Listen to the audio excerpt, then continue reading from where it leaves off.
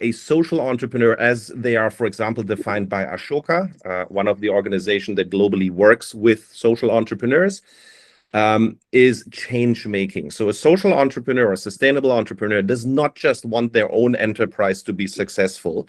They want others to copy what they do. And this is very, very different from a for-profit company. If I come up with a great LLM model, I want to keep that secret, and I want to be the one who sells it. And if I can have a tiny little market, let's say, teaching Scandinavian students about sustainability, and I can make money from that, I don't want to share that with you guys in India, for example, because why? I want to grow my market. I want to be the one to control it.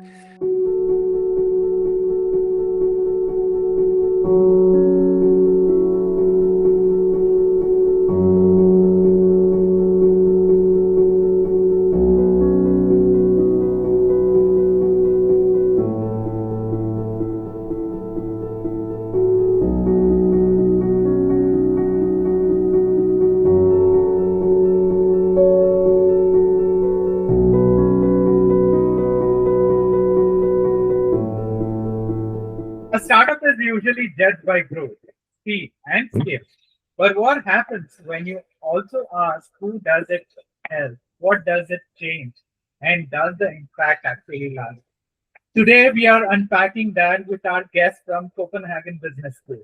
Welcome to another episode of School to Startup, brought to you by Tracxn, a private market intelligence platform that's been supporting the global university ecosystem for over 12 years. To our university partnerships, we work with institutions driving innovation and entrepreneurship, and this series highlights the academic leaders making that happen. I'm Harish, your host today, and today's guest is Professor Kai Hockerts. He works at social entrepreneurship, sustainability, and impact investing. He has spent years studying how students become entrepreneurs, how purpose turns into action, and how ventures can create real impact, and without losing their way as well. So, Professor Kai, great to have you here. Thank you. I'm pleased to be here. Thanks for having me, Harish. Great. So let's start at the beginning. Tell us a bit about your journey. What led you to academia, and how has the experience been so far? Yes. So I always knew I wanted to do something with social issues, with environmental management. So way back when I was young, I thought I would end up on a Greenpeace boat protesting the killing of whales or something like that.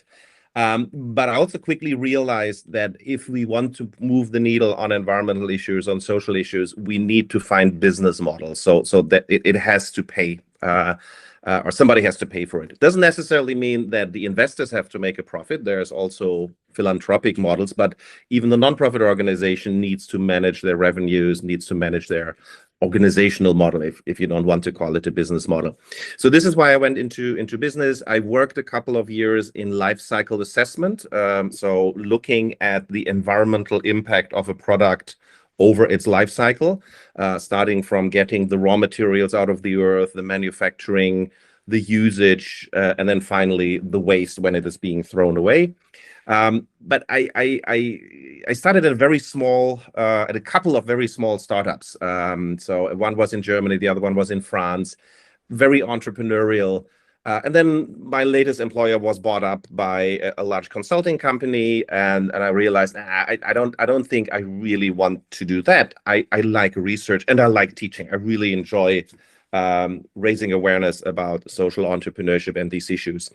The second thing that happened is I did my PhD in Switzerland at the University of St. Gallen, moved during that time to France, to INSEAD, where the MBA business school. And I wasn't really involved in teaching at that time. I was mainly doing research. And the students came and said, hey, we would like to have a class on social entrepreneurship. We would like to learn about this. This is a cool new topic. And none of the professors at the time, today, INSEAD has a lot of courses on social entrepreneurship, but back then they didn't have that. So I talked to the dean and said, like, hey, can I try that? Can I try a course on this? And the students were a huge help. So the students actually came with ideas, came with cases. And that has underlined my philosophy for teaching. So I'm not that much interested in frontal lecturing, reading texts to them, and I'm much more interested in discussing together. So the students learning from each other. Each class has students that are much more knowledgeable than me on specific topics. Currently teaching a course called Sustainable Entrepreneurship. One of the students is working in carbon trading, right? And they have much more knowledge on carbon trading than I have on the day-to-day business. Another student, his mother is a teacher of autistic children. And again, he brings a completely different angle on this, and getting these students to share their experiences within the light of the readings that we have for each class is what motivates me. And the last thing is that I started out with normal lectures where we go through the different topics, and I've ended up nearly exclusively now teaching business modeling. So the students come up with a social or sustainable business model. They define a problem at the beginning. Interestingly, that is the most difficult thing for them. So they very often immediately jump into the solutions. They're like, oh, we're going to make a microfinance. We have heard there's microfinance in Bangladesh, and we're going to do that in Denmark. And I'm asking, well, what's the problem you're solving in Denmark with microfinance? Why do you need that? I see why we need it in Bangladesh, but why do we need it in Denmark? So that's an important part. They then come up with a solution, and then we go through the normal business modeling, value proposition, growth path, exit strategy, pitch towards the impact investors, and so on. So the students work together, they present, and if you want, I can later also show you the app that we use for this, the Seismic app, which is available for free to students, to professors, to institutions, where you can develop these business models yourself. So that's a little bit the story that brought me here today. I tend to say at these occasions that I'm lucky enough to have made my hobby my job. You can hear that probably from my energy that goes into this. If I were not a professor, I'd probably do this in the weekend, volunteering, mentoring some local social entrepreneurs. And I was lucky enough to get this possibility to work on the stuff that I really care about. Very interesting. So your expertise in social entrepreneurship, which focuses on impact creation alongside the financial viability. So what are the biggest challenges social entrepreneurs face in scaling their impact and achieving that long-term sustainability? Yes, so that actually is already a big question and tension in social entrepreneurship. To what degree are these businesses for profits, and to what degree are they non-profits? And there is a continuum. You have some organizations that are referred to as social entrepreneurship or social innovation that are completely on the non-profit side. And then we have other ones that are rather for-profit and business-oriented. The way how I think about this is a social entrepreneur, as they are, for example, defined by Ashoka, one of the organizations that globally works with social entrepreneurs, is change making. So a social entrepreneur, a sustainable entrepreneur, does not just want their own enterprise to be successful. They want others to copy what they do. And this is very, very different from a for-profit company. If I come up with a great LLM model, I want to keep that secret, and I want to be the one who sells it. And if I can have a tiny little market, let's say, teaching Scandinavian students about sustainability, and I can make money from that, I don't want to share that with you guys in India, for example, because why? I want to grow my market. I want to be the one to control it. Social entrepreneurs, sustainable entrepreneurs, they are interested in changing whole industry systems. So they somehow come up with an idea. Yes, some of them want to make money of it, and some do make money of it. But the purpose is to change large systems. So let me give you an example here. My very first class here at Copenhagen Business School, where I was teaching this, I had a group of students, a couple of students in there.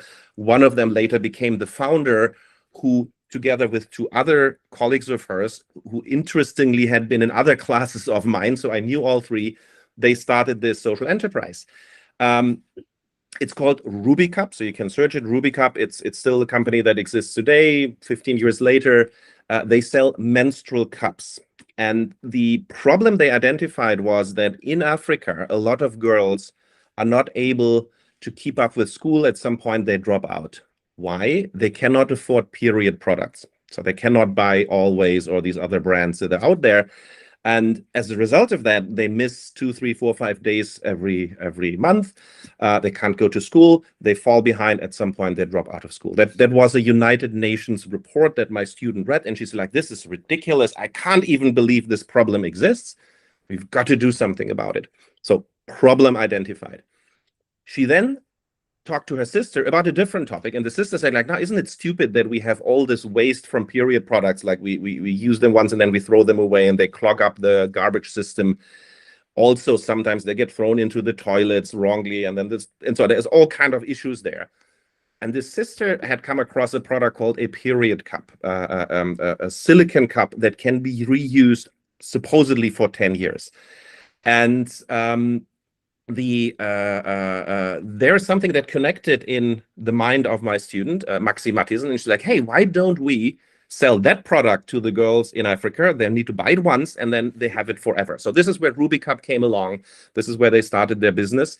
They are today selling in developed markets and in developing markets, and they use the profits they make in developed markets to donate to developing markets. So there is a certain charitable element in there, but there's also a sales part. They need to sell these products in order to get the money so that they can help the girls who they want to help.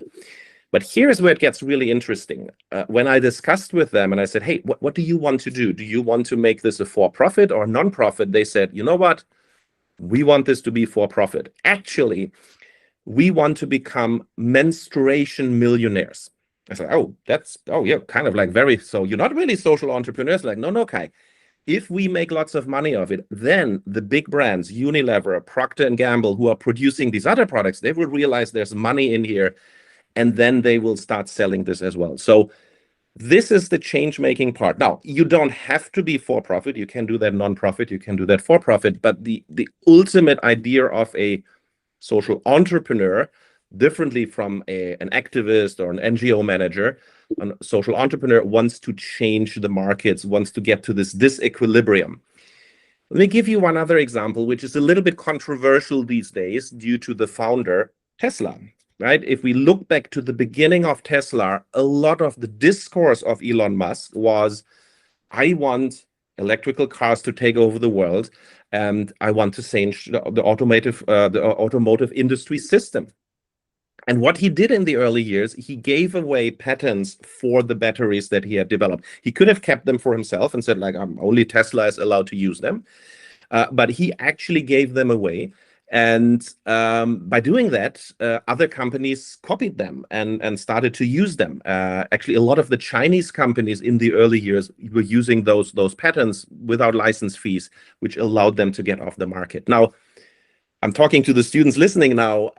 Think a little bit about why did he do that?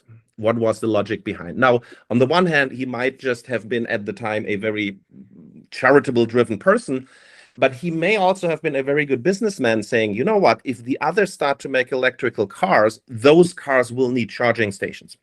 And the problem of Tesla in the early days was, I might have a Tesla, I might have a charging station in my garage, but if I drive, I'm in Copenhagen, if I drive to Aarhus and there's no charging stations in between, then my Tesla is basically worthless. So the change making sometimes is also good for your business. So this is the tension that social entrepreneurs have. And I think Tesla is a good example because at the moment, a lot of other companies are competing with, at least if we consider Tesla as a car company, and he's made his own life difficult by that. So as a change maker, I think that is the goal. And my question that I ask, which I call the common sense test, is if a social entrepreneur, if I ask an entrepreneur and ask him, "Look, Harish, you have a great idea for a startup. You're working at Tracxn. How would you feel if somebody else did what Tracxn does better than you?" Right? And if you are a business-driven company, which there's nothing wrong with, it's like, "No, I'd not be happy with us. I want my company to be profitable. I'm a for-profit business." a social or sustainable entrepreneur would say, like, you know what, that's great, wonderful. Somebody else is solving this problem of period products in Africa. Now I can go back to my studies in Copenhagen and I can become a consultant or a banker and earn lots of money there, right? So the social entrepreneur, the sustainable entrepreneur, is driven by just creating disequilibria in the market. And that, to me, is the core of what drives this. Which also leads to your question, was the tension and the problem. And that is the tension, right? Because you have to make these decisions. Do I go for profit, not for profit? Do I share my ideas? How far do I share them? And how do I scale? Because that was your question at the beginning as well. How do you scale impact? You can't scale it all on your own, right? You can never take over 100% of the world market of period products in developing countries. No single company can do this. You need others to join. And that leads to competition, which brings down prices. So there's other advantages there as well. Amazing. You've also studied how experiential entrepreneurship education shapes student intention. So what actually helps a student move from curiosity to action? Yes. So I have, as I mentioned, I did at the beginning of my career, I was at INSEAD, and the key one of the interesting things about INSEAD is they don't call their students, they call them participants. So that's a decision that the founders of INSEAD made right at the beginning to say, you know what, people who come to INSEAD, they are business people. They have a bachelor's degree, possibly a master's degree, work a couple of years. So calling them students isn't the right thing. They bring along with them. So the idea is peer learning, of course, facilitated by the educators. Of course, the educators bring in specific angles, text cases, etc. But at the end of the day, the learning is between the students in the class with the students in the groups. So to me, that has always been important. I do a lot of group work. I encourage my students to learn with each other, to develop ideas, to develop projects. And that is this experiential learning. There is a colleague of ours called Benson Honig, and he juxtaposes these two ways of learning. One is cognitive. I teach you how to make a business model, or I teach you how to make a business plan. It has to have these chapters and so many pages, etc. And the other one is this more experiential learning, where you learn through failure. So actually what he says is, as teachers, we should maximize the possibilities of failure for the students in the classroom. Now, we don't want them to fail in the exams. That's not what I mean. But we want them to start out with a business model and then realize, oh, wow, our problem definition doesn't work, or our solution doesn't fit the problem, or our value proposition undermines the impact that we want to have. And that is really important. So this experiential part, because if you want to become an entrepreneur, you need to have a certain tolerance for risk, for uncertainty. And I for many years in my classes, I was basically discussing, they had a whole session on who is a social entrepreneur. And we have this one idea where entrepreneurs are born. There's something genetic about it. And well, either you are an entrepreneur or you're not. And if you're not, then kind of like, then you can't succeed as an entrepreneur. I believe that entrepreneurship is something everybody can learn, right? This is also the underlying idea of Ashoka. Anybody can be a social entrepreneur. It's something you can learn. And how do you learn this? Through experience, through exposure to uncertainty. It can feel uncomfortable, but people over time can overcome this uncomfortableness and then start a company. I had to, because you have limited number of sessions. So I cut this out of my class at some point. And just last month, my former student, Maxi Mattisen, was here, and she gave a talk, and she said, you know what? Why did we start Rubicam? Why did we become social entrepreneurs? Because you guys said everybody can do it. Until you said this, I would have never dared to do it. It's like, oh, wow, I've got to bring that back into my class. I cut out something that is really important and essential here. So how do you do experiential learning? There's very many ways to do this. You can send them out into the fields. If you read up a little bit on Professor Muhammad Yunus, that's what he did with his students when he invented microfinance. He said the students go out into the village and find out, why are people poor? and how much money would it cost to get them out of poverty? And the students came back and they said, in this village, $120 will do it. And it's like, okay, I have $120. Let's start doing this. So what we see here is our app, which is the Seismic app. You see the little logo up here in the corner. It is Seismic with a Z, seizmic.eu. App. .seismic.eu. And what I wanted to show you is this button for projects. So I'm clicking this now, and you see all the projects here that our students are working on. So for example, there is one here, let me see, senior work. So they try to bring people who are elderly, who are alone, back into the work pool, to engage them, to give them a possibility to participate in society. And I could scroll along here. We now have about 20 professors using this platform to teach their students social entrepreneurship, sustainable entrepreneurship. Students can also use this alone on their own, but it works best when it's part of a class, when it's part of a course. And how does it work? So this is one of the projects that was done in my class some years ago. Different projects win every year. This year, I believe the winner was from Napoli. One of the runner-ups was from Spain. So we have projects all over Europe, all over the world. And if you click on your models, you can see on the right-hand side here, you see the business model. So you can see what is the problem that they're solving. In their case, it was about these weirdly shaped vegetables that people don't want to buy in the supermarket because the carrot isn't straight or the apple is a little bit weirdly formed. There's a description of the team. We have the so-called theory of change, which is the solution that the students have. We have the earned income strategy. We have a value proposition, and so on. And this is what the students fill in. So often when professors start using the app, they ask me, well, do my students have to fill in all the boxes? No, this is up to you. I sometimes use this model to teach students who are just 2 days in the block. And then often we don't really get much beyond value proposition because there isn't much more time. On the other hand, I now have a course that runs over 4 months. We meet twice a week. So of course there we will go all the way to the end of the business model. But it really depends on what I want to teach my students in that class. So experimenting, and in this case, the professor himself was experimenting, which led to the foundation of Grameen Bank, but the students as well. So this brings me back to the question of experiential learning, because the students are developing a business model during the course. And now comes an important way how we approach this learning. Often students say like, okay, do we get a grade for the business model? I tell them, no, I do not want to grade the business model. You're going to write a reflection paper at the end of the semester about your business model experience. And you're going to use the readings and see whether what you actually did aligns with what was written in the literature. So use it critically. Of course, if you were lucky, you came up with a great business model that is ready to be invested tomorrow. And you may not. You may have failed. You might have, oh, this was a bad problem, or I didn't have a good fit with solution, or there's no revenue model for this. That is okay. I do not want the students to be playing it safe and making the one business model that everybody knows is successful. I want them to go out into new topics, such as menstrual cups, that nobody else was talking about before. I've never heard this before I had that class.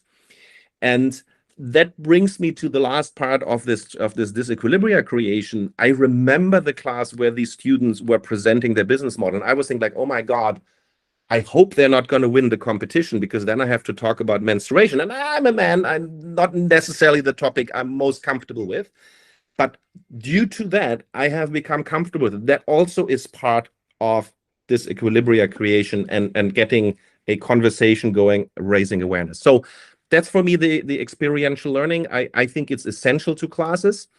And the reason we have this online platform is actually massive open online courses. 10 years ago, we started to do massive open online courses. On the Coursera platform, there still is a course up there for those who are on Coursera.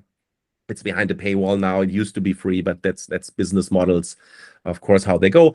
But in the early days, Coursera told us, okay, you can make a multiple choice exam. And we said, no, we don't want a multiple choice exam. This is not about learning the definition of the term sustainability or entrepreneurship. We want this experiential learning. So we created this platform, Seismic, as a place for students to interact. And one of our earliest projects that I really remember very well was 7 women, 7 time zones. So these were students, the heyday of massive open online courses. They were all over the world and they were working together. But we only used it in the online course. We didn't use it in our classrooms, because in the classrooms, the students were writing on the flip charts or on the whiteboards. And with Corona, that changed. Suddenly, everything was online. So I started to use the app. Other colleagues were asking about the app. And this is when we realized, let's make this more widely available. We got the money from Erasmus that has made it possible now. We are planning to develop AI mentors so that the students can be mentored, because if in a class of 30 students, I can give individual feedback to all of them, but I have now classes with 120 students. And there's a limit to how much I can interact with each individual student there. So that's the story behind experiential learning. I believe it's essential. It's really important. It's also different by culture. So I know that in some cultures, this is easier than others. Over the last 10 years, I've been spending time in China teaching there. That is also very interesting to see how the Chinese students interact with this tool differently than my Danish students do. So there's different learnings in different cultural environments. Very true, and this is incredible. So the links will be available in the comment section for those who wants to search all these things. You can click on the links and get access to those things. And finally, Professor, for those just starting their academic journey or for building, our budding entrepreneurs, for watching this conversation, what's one advice you'd like to offer to help them prepare for this rapidly evolving landscape?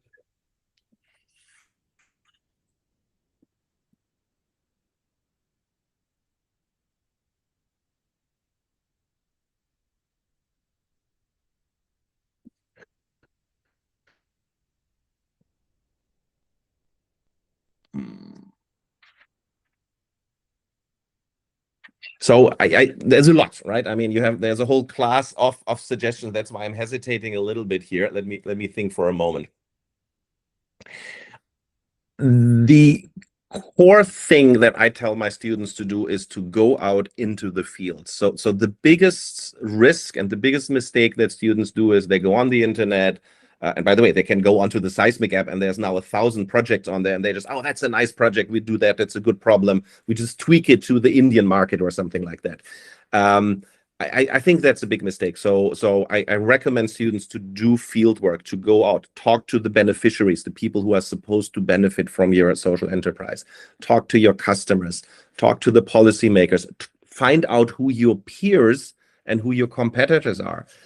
So for example, in the case of RubyCup, talk to other people selling period products in those countries, but also talk to NGOs, the peers, in those countries who are already working with those girls. That actually this became one of the main distribution channels for RubyCup, because the NGOs already had relationships with schools, the teachers trusted them, the girls trusted them, so that is a good way of distributing your product. And in all these discussions they met a person from a company called Coloplast. Coloplast makes colostomy bags. It's a Danish company, a quite large company here in Denmark making colostomy bags. And they said, we like your idea, not our business model. We are not interested in doing it ourselves. But if you want, we give you access to our 3D scanners so you can design your product. And we give you access to our supply chain in China, because you need somebody who can make silicone cups at a high hygiene level and at a reliable price and at a reliable supply. That is what happened. So go out there, talk to people, learn. And this is the part, if at the moment you feel perhaps I'm not an entrepreneur yet, go out, talk, take a little bit of risk and uncomfortable situations, and that will help you to learn. And if you fail, that is part of the entrepreneurial journey. That's part of the learning. Amazing. So today's conversation showed that entrepreneurship is not just about growth and scale, but also about purpose, responsibility, and creating impact that lasts. Thank you very much, Professor Kai, for being part of this episode and sharing your insights with us. You're very welcome. Thank you, Harish. Great. And to everyone watching, do like, comment, subscribe, and click the bell icon so you don't miss our upcoming episodes. See you in the next one.